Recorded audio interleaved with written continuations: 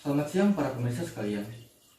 Anda sedang menyaksikan presentasi dari kelompok 4 yang beranggotakan Adrian Alexander atau saya sendiri selaku narator, Dino Evan selaku penulis naskah, dan Raymond Siluman selaku kepala tim produksi.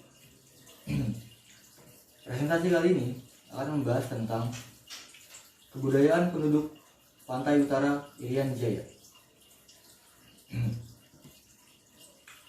Pada presentasi mengenai kebudayaan penduduk pantai utara Irian Jaya, kami sudah merangkum 8 poin yang akan disampaikan di dalam presentasi kali ini. Poin yang pertama ada identifikasi, lalu angka-angka dan faktor demografis, bentuk desa dan pola perkampungan, mata pencaharian hidup, sistem kekerabatan, hidup berkomunikasi dan kepala desa, lalu religi atau agama, serta masalah pembangunan dan modernisasi. Poin yang pertama, identifikasi. Penduduk di Irian Jaya itu beraneka ragam, atau istilah lainnya adalah hidup dalam pluralitas atau pluralisme. Inilah juga salah satu alasan mengapa kebudayaan di Irian Jaya juga beraneka ragam.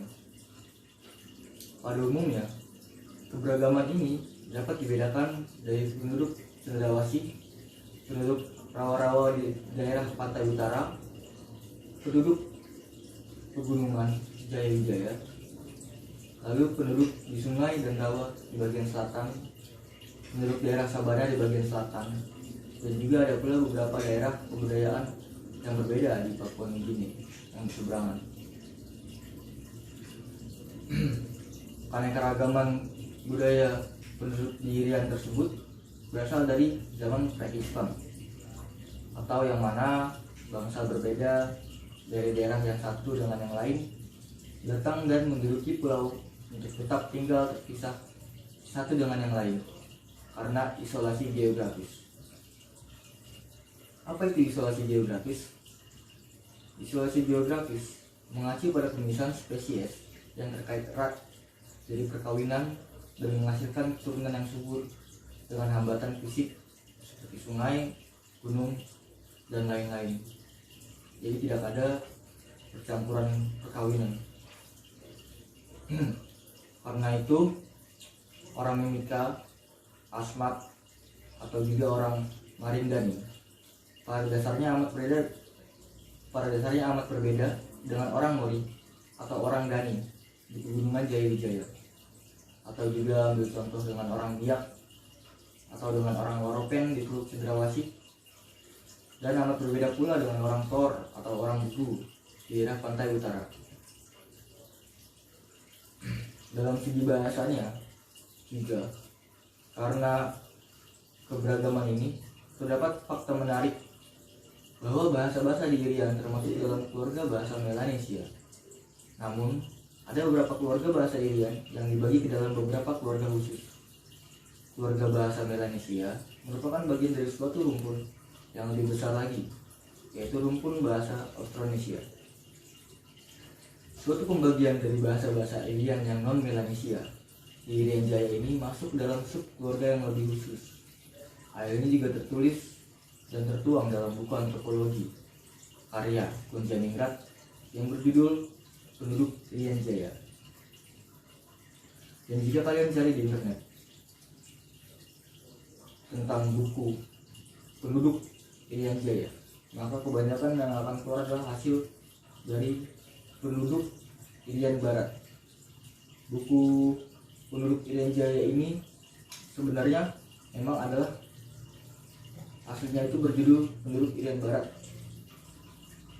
Ini juga terjadi karena Irian Jaya sendiri adalah sebutan yang diberikan kepada bagian Indonesia dari Pulau Papua yang diberikan oleh pejuang Papua Frans Kai Sepo yang memiliki singkatan Ikut Republik Indonesia Anti Nederland, disingkat Irian.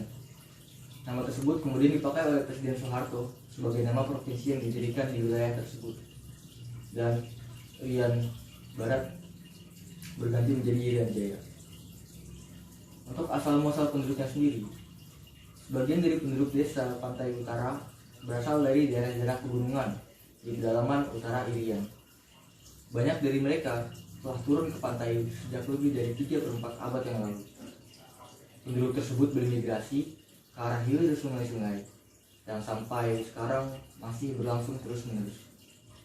Adapun arah perpindahannya seperti orang Mander, Bonarik, Biu, Daranto, Segeir, Bora-Bora, Wak, dan lain-lain memang mengikuti arah aliran sungai.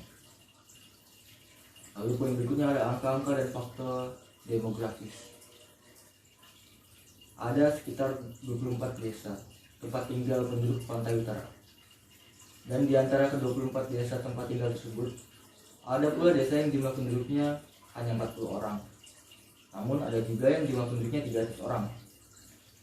Seluruh jumlah penduduknya itu menurut data sekitar tahun 2019 berjumlah kurang lebih 4.553 jiwa.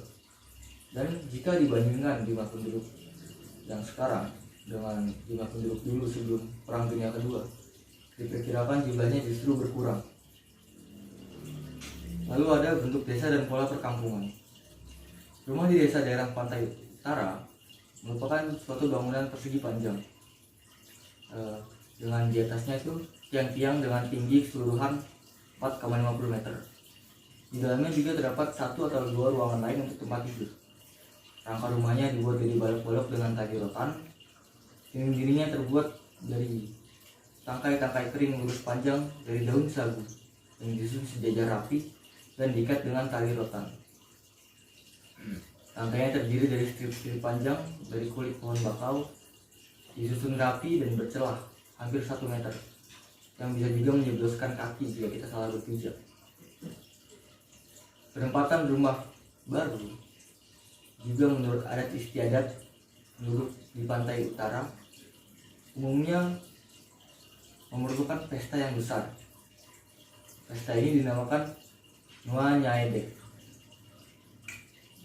Nuwa Nyaedek ini merupakan pesta untuk meresmikan rumah pasangan suami istri baru, yang juga dalam acara pesta ini diadakan penukaran pemberian antar kerabat istri sang penghuni bersama kerabatnya yang telah membantu dalam proses pembangunan, yang mana juga para pembantu dalam proses pembangunan ini bisa merupakan tamu pada upacara tersebut maupun kerabat dekat. Dan penukaran hadiah yang diberikan bisa seperti perhiasan atau pernak-pernik yang biasa digunakan. Poin berikutnya ada mata pencarian hidup. Mata pencarian hidup orang Bergu adalah meramu sagu. Dahulu ada juga kelompok kerabat unilineal yang memiliki suatu wilayah tertentu yang mempunyai konsep tegas mengenai batas-batas hutan sagu. Namun lambat laun orang-orang itu melupakan batasan-batasan tersebut, yang mana hal itu menjadi pegangan bagi mereka, yaitu hutan, di mana tugas ayah biasanya mengambil sagu. Dan juganya sagu biasanya juga dimakan sebagai bubur atau roti bakar dengan lauk pauk daging, ikan, dan terkadang sayur mayur. Sedangkan bagi orang Tor, di daerah pedalaman Tor, mencari sagu adalah pekerjaan wanita dan tidak pantas orang laki-laki turut campur tangan dalam urusan sagu. Bagi penduduk pantai utara, mencari ikan juga merupakan mata pencarian yang sama pentingnya dengan mencari sagu. Dalam aktivitasnya mencari ikan, kerang, udang, kepiting, atau bahkan kura-kura, semua hewan-hewan tersebut dimakan sebagai lauk pauk pada bubur atau roti bakar yang adalah sagu tersebut.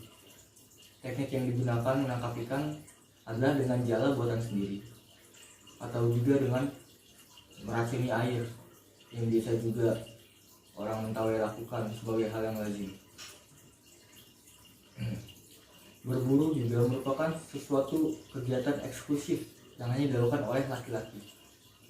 Binatang yang diburu biasanya babi, soa-soa, kanguru, sampai binatang kecil seperti tikus, kadal, ular, kelelawar, burung kasuari, dan yang lain-lain. Dan Selain berburu, mereka juga melakukan kegiatan seperti berkebun. Berkebun sebenarnya juga suatu mata pencaharian bagi mereka, tapi sifatnya hanyalah sambilan. Dan juga poin berikutnya sistem kekerabatan. Dalam sistem kekerabatan ini, rumah atau suatu rumah yang didiami oleh suatu keluarga disebut keluarga Batik, yang isinya itu adalah ayah, ibu, menantu, cucu, atau saudara perempuan istri dengan suaminya. Seorang kepala keluarga Batik tercatat dalam buku gereja yang juga merupakan register desa dengan nama Kristen.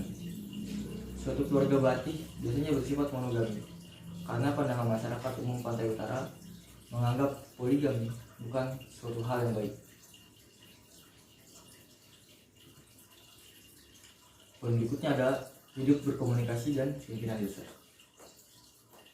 Desa-desa di Pantai Utara memiliki pengecualian umum yang menunjukkan suatu kehidupan berkomunitas yang lesu dengan sifat apatis yang sangat menyedihkan. Dari uraian ini diketahui bahwa masalah pada komunitas tersebut ialah tidak adanya kepemimpinan. Hal ini disebabkan karena mereka tidak mampu menyediakan tokoh-tokoh pemimpin sendiri. Masalah ini terjadi setelah Perang Dunia Kedua pada tahun 1920 yang menyebabkan tidak adanya upacara yang memelihara kesatuan dan rasa identitas diri komunitas atau komunitas di masing-masing anggota dalam suku tersebut.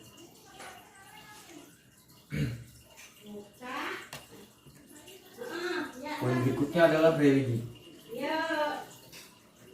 Dalam religi atau agama, secara resmi penduduk Pantai Utara beragama Kristen. Dalam kehidupan masyarakat penduduk desa-desa di Pantai Utara tersebut, tidak ada upacara keagamaan besar-besaran yang memakan banyak biaya, tenaga, ataupun yang mengembangkan secara luas hubungan antara kelompok satu dengan kelompok lainnya. Upacara keagamaan adalah upacara ibadah yang dilakukan penduduk dalam gereja tiap hari Minggu dan tiap hari besar Nasrani. Poin terakhir adalah mengenai masalah pembangunan dan modernisasi. Pembangunan dan modernisasi di daerah Pantai Utara Irian Jaya dapat dimulai dari usaha memperbaiki sektor produksi kopra rakyat. Untuk hal itu, biasanya ada beberapa rintangan mental, seperti yang pertama, sifat individualisme yang sangat besar. Kedua, sifat yang susah untuk disiplin dari masyarakat yang amat mencolok. Ketiga, kebiasaan menentang pergantian dan pergolakan zaman. Dan yang terakhir adalah taraf pendidikan yang terlampau amat rendah. Kurang lebih begitulah presentasi dari kami. Terima kasih sudah menyaksikan.